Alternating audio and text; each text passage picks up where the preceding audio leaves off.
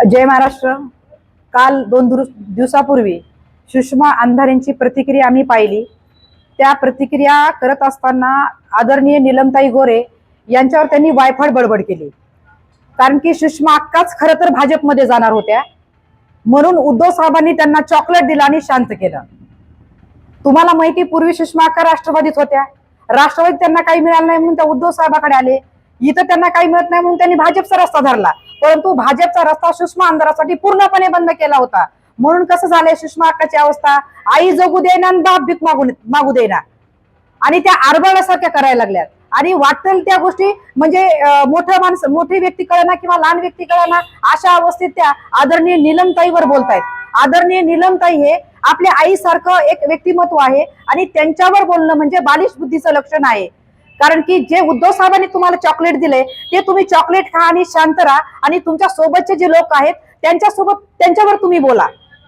आपल्याला माहित असेल की नीलमताई गोरे म्हणजे खुद्द हिंदू हृदय सम्राट बाळासाहेबांनी पारखलेलं नेतृत्व। नीलमताई म्हणजे हिमालय आणि सुषमा अक्का म्हणजे त्यांच्या पायथ्याचा असलेला चिखल।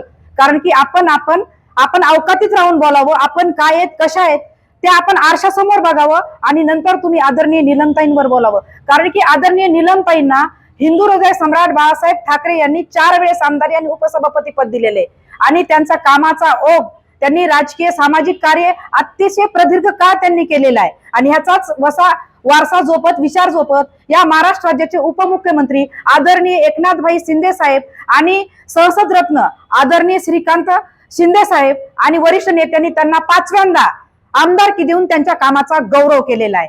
तर सुषमा अंधारेला आम्हाला या ठिकाणी एवढंच त्यांना चॉकलेट घालून एवढं सांगायचंय, तुम्हाला जे उद्धव साहेबांनी चॉकलेट दिले ना सुषमा अक्का, ते तुम्ही तेच खा। तुम्ही जास्त तुमच्या आईसारख्या व्यक्तीवर बोलू नका, कारण की तुम्ही जर बेशिस्तपणाने जर वागाल आणि संस्कार सोडून जर तुम्ही बोलाल तर ह्या बाळासाहेबाच्या रणरागिणी, शिंदे साहेबाच्या रणरागिणी तुमची मस्ती जिरवल्याशिवाय शांत बसणार नाही।